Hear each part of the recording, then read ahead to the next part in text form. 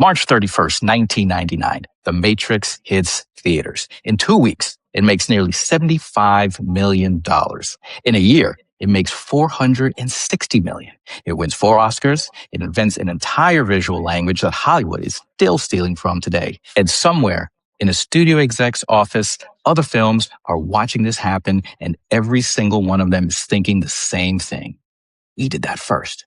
Today, on TCAD, we're going back before Neo, before the Red Pill, before Bullet Time. We're covering films that ask the same question The Matrix made famous. What if the world you're living in isn't real? Some of these you've seen, some of them you've forgotten. And at least one of them came out of the exact same month as The Matrix and was dead in 2 weeks. I'm Don. My partner over there is Cherrae. We're Theatrical Conjecture Dissertation, a fancy name for an unfancy show where we discuss the movies that raised us for the generation that may have missed them. Before we get into the films, we have to talk about why the 90s, the 80s and 90s specifically, because this wasn't random. There wasn't a coincidence that these ideas were floating around in the cultural consciousness at the time. The Cold War had just ended. The internet was brand new and nobody really understood what that was, what that meant. Y2K was coming and people were like not sure that the world wasn't going to end on December 31st, 1999. Exactly. Prince had a whole song about it. Like, we were going to party like it's 1999. We didn't know what was going to happen. Virtual reality was brand new. And nobody knew what that meant. We started having like crazy virtual reality movies and the capabilities of that technology, like Virtuosity and The Lawnmower Man, and yes, which we will talk. We could probably do a whole thing on just virtual reality separate from this idea. But so that anxiety that we had culturally of what was real and what was manufactured at the time. I mean, now where we are in the age of AI and AI slop and like all these videos that are coming out and you don't know what's real and what's fake, that anxiety was brand new back then. True. Corporations were, people were afraid there were subliminal messages in advertising, and to some extent, maybe there were. People were afraid of like government psyops. People were, things that were message boards and conspiracy theory things were starting to crop up on the internet because the internet was brand new and the connectivity of everybody was brand new. And like the paranoia that comes with that was brand new. The idea of where it could lead. Yes. Went to a very, very dark dystopian way. Like, right. They instantly thought that with the internet, it was like straight to an AI. We're all plugged in, wired in. Yes. Type of, like instantly. Yeah. It was an instant kind of moral panic of where technology was going to enslave us all. And it kind of starts, the beginning of this would be with Philip K. Dick, the science fiction writer, and his short story, We Can Remember It For You Wholesale, which really crystallized that, which became Total Recall. Which, and that was, he wrote that story 30 years before Total Recall, and Total Recall was 30 years before The Matrix. And so that is kind of the beginning. So I guess we can start at the beginning. Start there. Total Recall is 1990. It was directed by Paul Verhoeven, starring Arnold Schwarzenegger. And it was a adaptation of the Philip K. Dick story, which really gets into that simulation theory. Now, when is the last time you've seen Total Recall? Actually, it was probably 2 or so months ago. And I've got to say, it stands up in terms of the story. Now, we'll take special effects and CGI aside. Yes. It seems a little corny. The prosthetics seem a little hokey, nowadays. But at the core concept of the movie, listen, with the way robotics is now, and with the way deep fake videos are and how to tell what is real and what is fake now is really insanely hard.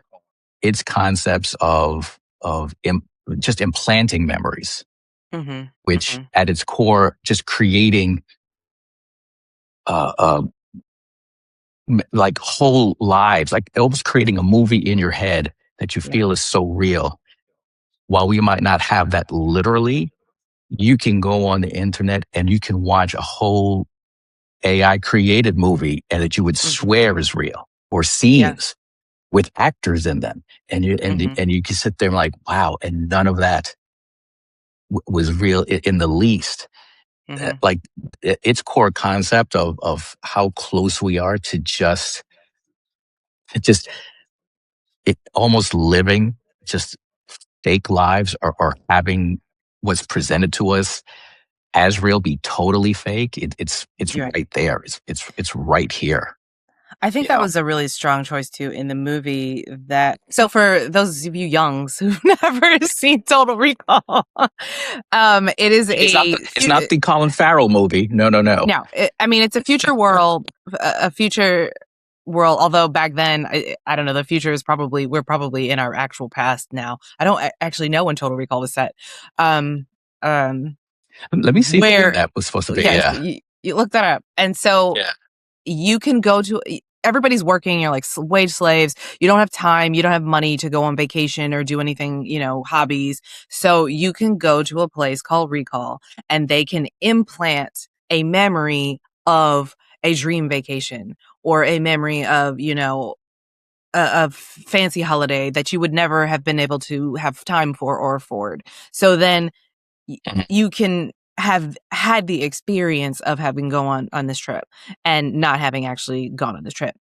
So Arnold Schwarzenegger's character Quaid, he goes to this and he wants to enact a fantasy that he was an international spy on a mission, and then he is attacked by, assassins while he's in the recall office. And then he goes on this entire journey and trip to Mars and all this stuff. And you don't know if those memories are real or if those memories are fake and something's gone wrong with the implantation process. And it plays really interestingly with his perception of what's really happening. To him it's real, like he's a spy, and this recall, he picked those specific things in recall because his brain was trying to remember something that he had forgotten from his time as a spy, and he'd been brainwashed to forget. He'd bought his own cover. But then still in the back of your mind it's like, is he having memory psychosis because this really didn't happen, or did this really happen and he's remembering it for himself? And so I think this was like the first super clear um, questioning of what we can perceive as reality and how malleable that can be. I mean, it goes back to before Neo took the red pill. You know, Mhm, it's what he thought was his reality mhm, really wasn't. It's playing on those same themes, which is kind of ugh, sorry about the dog. It's kind of wild, how even back then the just the concept of what you thought you're living is not real at all, and mhm. you're kind of living the lie. And obviously in the Matrix, I mean, it made all of it. I know walking out the theater, it made all of us walk outside, look around, like, is this real? I mean, Right. you just question it for a half second, and they had and the fact they were able to kind of formulate a little nugget of that concept in there just to get everybody kind of thinking, even as early as then. Um, it just show, I mean, that is a cool concept to have started then. But it goes back to what you were saying. Back at those times, we were all on board on.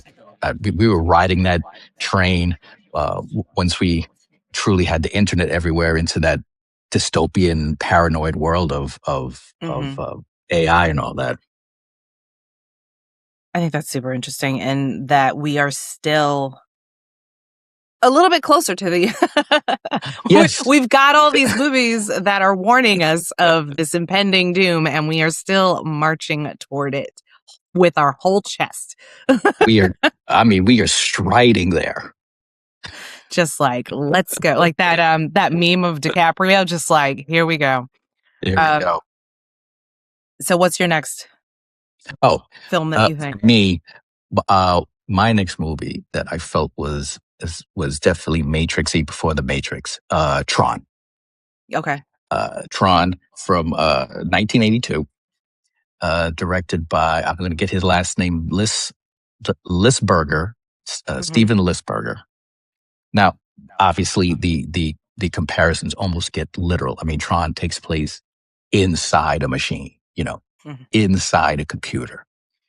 But I think just, that concept of being in a machine, almost giving the machine the processes within the machine, like programs, human-like qualities and such, again, touches in with the Matrix and almost in a reverse way, how the machines sort of use the humans, for their lifeblood, really. But that was an early attempt at kind of where we thought, excuse Cora, the dog, she's very nosy. She's our honorary co-host. Yes.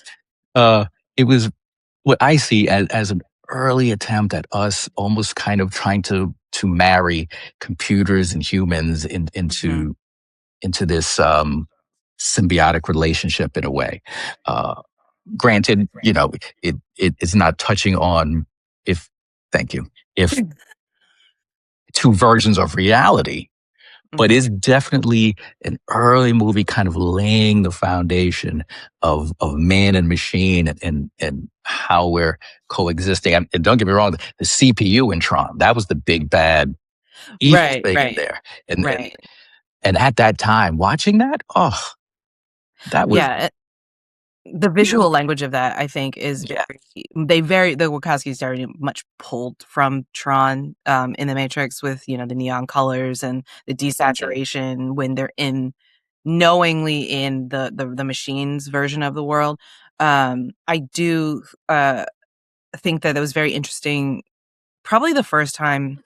I mean, computers were sort of new, but the personification of these computer programs, like giving them a person. So you had, in Tron, like you have all of these characters are computer programs or like rogue bugs and like pieces of code that have personalities. And so then in the Matrix, you have like, the architect and the oracle and the agents, and they are all computer programs running in this Matrix, but they are given human qualities and personalities.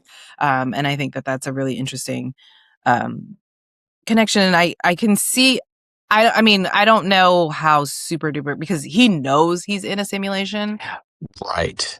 And so it's not you're right. A questioning of reality, but it is definitely, I could see that movie being apparent to. Yeah, it is just laying a foundation for very how we're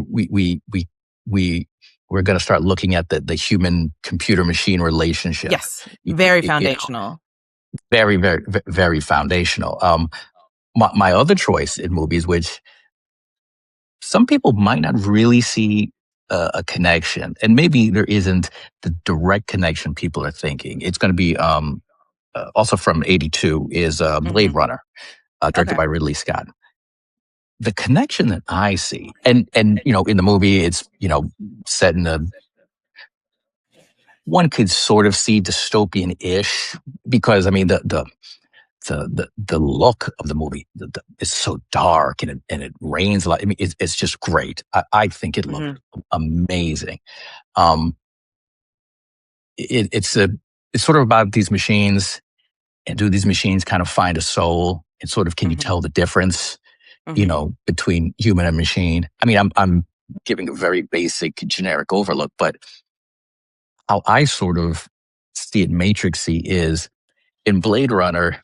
it's these machines that want to exist in the human world, whereas in the Matrix, it's the humans trying to survive now in the machine world. It's very much the inverse of the Yes, Matrix. very much the inverse. And they don't know, like they are questioning their own reality, because you don't know if these characters, because they don't know themselves if they're human or not, and they're questioning their own. Which I think that was a very interesting position to take. Is, you know, as a machine, what makes a man a man? And I want to say, I'm gonna look it up real quick because I think Blade Runner was also a Philip K. Dick short story. Yeah, it was. It was loosely. Yeah. So obviously, at the end of this, our verdict, all of this came from Philip K. Dick. So yeah, this should just be about Philip K. Dick, really. Episode over. So Blade Runner was based, and I knew this. I don't know why I had to look it up because I knew this in my heart. 1968 dystopian science fiction novel, Do Androids Dream of Electric Sheep, which was also loosely iRobot. And also Bicentennial Man with Robin Williams, which we are not going to talk about either one of those today.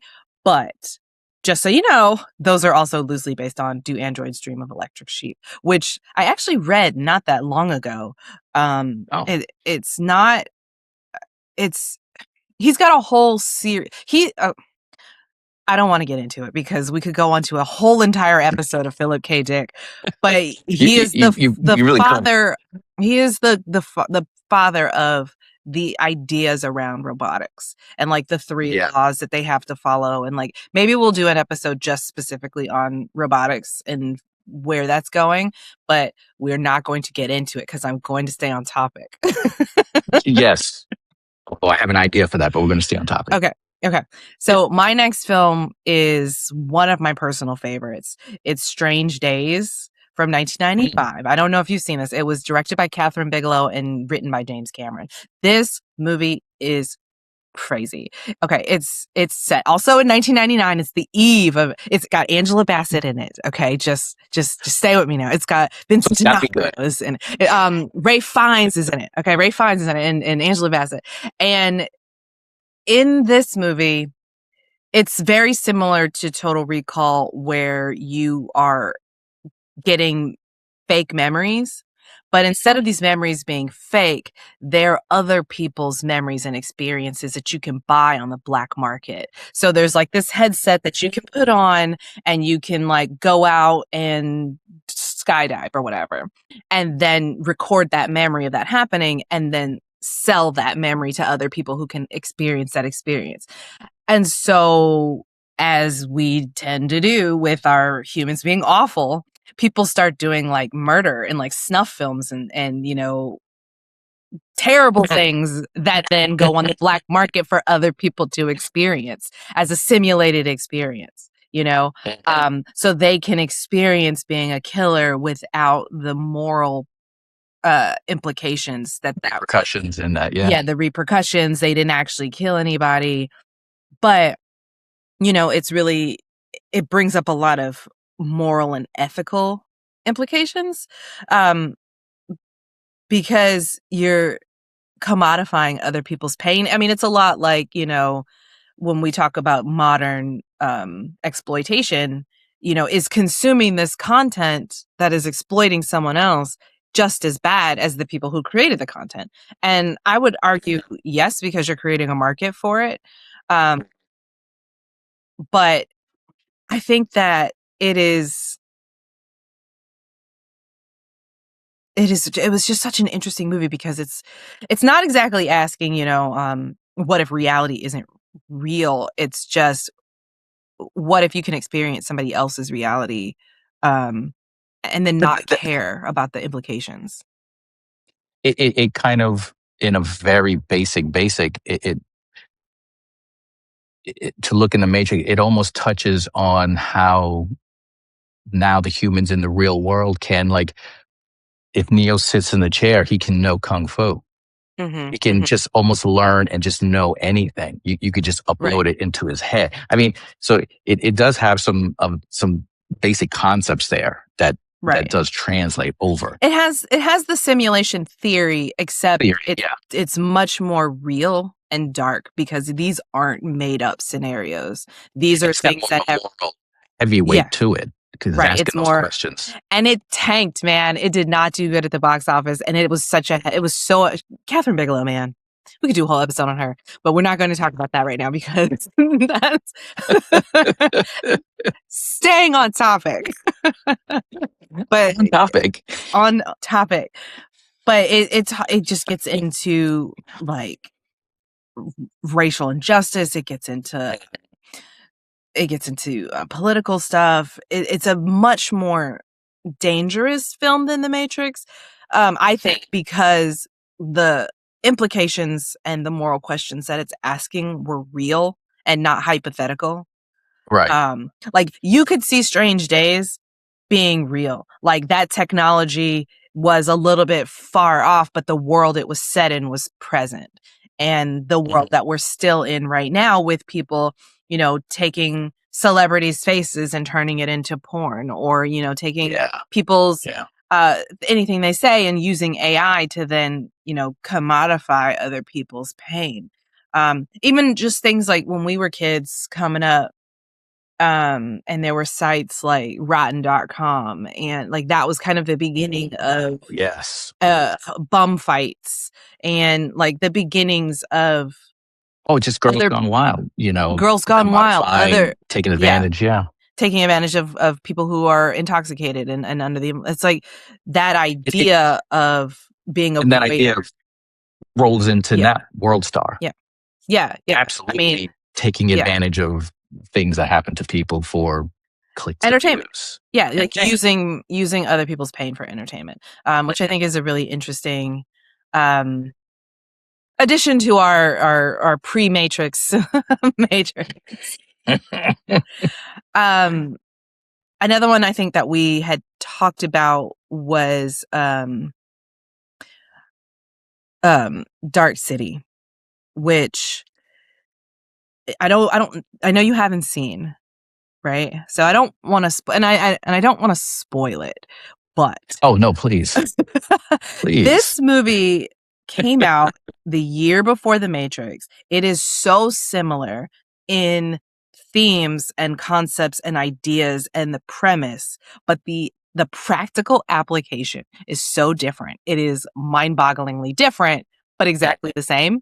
It is like they had the exact same idea at the exact same time and went in two completely different directions with the application. So this one has Rufus Sewell and Kiefer Sutherland, and Rufus Sewell plays he's a private detective at the beginning, and it's sort of this dark film noir type atmosphere. It's really timeless. You don't know what's going on. The city's very dark and looming. It's kind of the 30s. It's kind of the 50s. It's kind of the present. You don't know what's happening. He doesn't know what's happening. It definitely has a visual language. It has a very distinct visual language. And then over the, like, buildings start moving around. So it has a little bit of an Inception quality to it, where there's like architects that are moving reality. People that he knows as somebody in his life, suddenly they are somebody else because their character has been changed. And then he starts to uncover that there are architects who are controlling this reality that he has found himself in. And for some reason he is awake and cognizant of it, and then has to try to find a way to escape whatever this is, if this is real. So I don't want to give away too much of it, but the visual language is it's very, who directed this? Alex Proyas. It's kind of Tim Burton-esque. It's just so interesting. The city reshapes itself every night. And so, like, when he wakes up in the morning, like, it's completely different. Like, the roads are different. And I can't give away too much more. But it was very much The Matrix a year before The Matrix. Do we know what that did at the box office? Oh, I mean, we can look that up. I think it did terribly. So it made $27.2 million worldwide against a production budget of $27 million. So it literally barely broke even, and probably didn't because of advertising budget. on top of that. So it definitely lost money. But Roger Ebert called this his favorite movie of the year. He said it was better than Saving Private Ryan and Shakespeare in Love. He said it was the best film of 1998, and he was correct. I fully, with my whole heart, stand behind Dark City. If you haven't had a chance to see it, I highly recommend checking it out. And you can definitely see how the idea of the Matrix was crystallizing. It's 100% the Matrix, but not. it's bizarro because it borrows from like the Cabinet of Dr. Caligari, which is a silent film from the beginnings of film. And, you know, it's dark and German expressionist and artistic. And it would be like if the Matrix was made in an art studio instead of a computer, is the only way I can really describe it. It's like, anyways, watch it. A very proto Matrix. Absolutely. Absolutely. And listen, we definitely want everybody out there watching, we want their ideas of what they think. Because, you know, so hopefully we have some age enhanced people as well who got some years on them, who remember that time. Some years on them. And if there's a movie that you also think, definitely mention it. We'll go through and because I have one more though. Oh, you do? Oh, sorry. I do, because I'm saving this one for last because of the tragedy of this movie. Okay. This movie came out May 28th, 1999. Okay. It came out at the exact same time as The Matrix. And it was dead in 2 weeks. This movie is The 13th Floor. Have you ever seen The 13th Floor, Josh? Now, wait, is that, I could be getting these two different Floor movies. Is that the one with John Cusack? And no, okay, that's a different Floor movie. Sorry. Okay, the 13th Floor came out. It is Craig Bierko is in The 13th Floor. I think Gretchen Mol is in The 13th Floor. It came out in 1999, directed by Joseph Rusnak. It is literally The Matrix. But it also did a thing that's similar to Dark City, where it is set in their version of reality is like this 1930s film noir era reality, where the Matrix set Neo, our hero character, in the present. And so his version of his simulated reality was the present. The simulated characters don't know that they're in this Matrix. That's not called a Matrix, but I guess around the simulation premise is, there was simulation theory, is if we got technologically Ozbot, what are you doing? Okay. It knows that I'm about to spit fire. Keep it there. Okay. If we got to the point in our technology that we are able to create a realistic enough simulation that the people inside of our simulation don't know that they're in a simulation, then it becomes impossible for us to know if we ourselves are not in a simulation. And it kind of cracks our reality. And so that's the kind of the simulation theory, is like, once we are able to crack that technology, our own reality comes into question. There's a very funny episode of Rick and Morty. All the episodes of Rick and Morty are really funny. That kind of plays with that idea of a simulation. And then like Rick creates a simulation to run his car. And then he goes in to fix the battery, and they've got a simulation to run their society. And then they've got a simulation to run their society. So like they think they're the ones who invented it. And then it just goes further and further in. So once we are able to perfect that technology, we don't then now know that we aren't in something similar. So the 13th Floor got this company, and they have created this technology, but now we don't know that they themselves aren't in this technology that someone else has created. The floor, And it's not a bad movie. I think it came out 2 weeks, or not 2 weeks. The Matrix was out for a couple of months when the 13th Floor hit. And so it just wasn't ever going to It just got swallowed. that. And it was like, it just got swallowed up. Which is a shame, you know, because this got Vincent D'Onofrio and Dennis Haysbert, and those are two great actors. It's so good. It's so good. If you get a chance to catch 13th Floor, if it's streaming somewhere, it made $8 million total. But it's, and so it also, it asks questions that the Matrix doesn't ask, because the Matrix has the machines that are in charge, and we are so far removed from the simulation. It asks, like, if we create a simulation, all you people out there who play The Sims, and you are playing God, and you have your, you have your Sims in the pool, and you pull up the ladder until they drown, or you make them, pee on themselves or set their kitchens on fire. Like, are you God to these people? And what responsibility do you have to them and their lives, and making their lives better or worse? And like, if you found out that your Sims had souls, or whatever that means to you, or were real and had consciousness, or whatever that means to you, would you then still let them run amok in the way that they do? And what responsibility do you have to them because you created them? And that's a moral question that the Matrix doesn't have to ask, because we've had the war, and the machines are now in charge, and there are no humans at the top of who are in charge of that.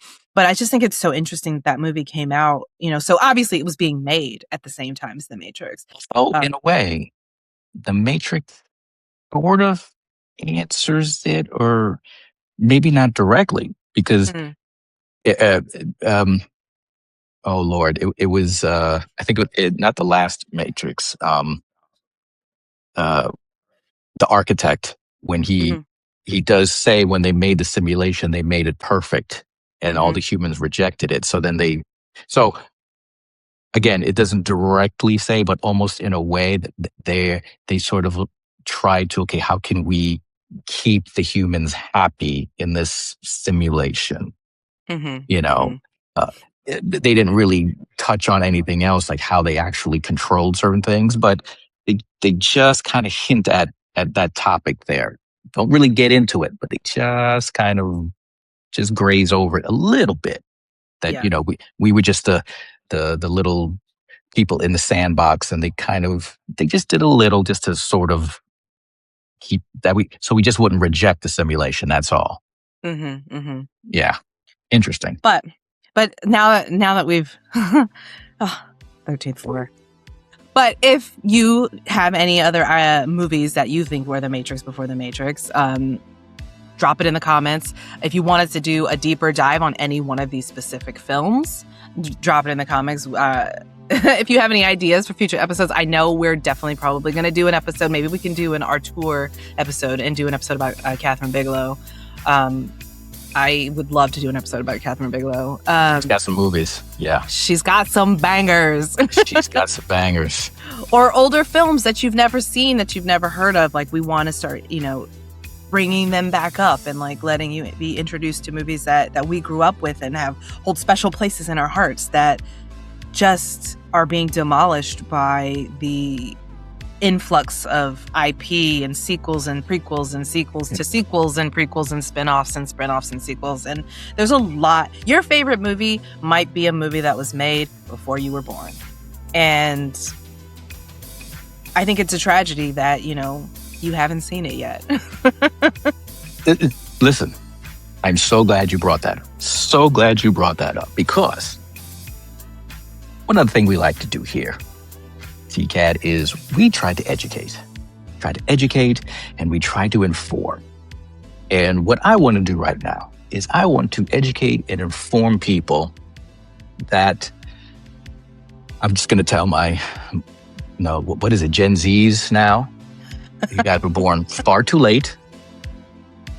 You did not get to experience the greatest year for movies. I'm sorry, you just did it. But we can fill you in on what that is. I think I know without a doubt what that is. I believe it's 1986. We're going to talk about that because it wasn't. But we'll talk about that. We're going to talk about that in the next episode. It was not 1986. We're going to talk about it. We're going to talk about it. It's a teaser. I don't believe I'm wrong, but I think it's 1986. Whatever, man. Whatever. Okay. So anyway, like, subscribe, share. If you want us to talk about anything, drop it in the comments, and we'll maybe talk about it. Oh, sure we will.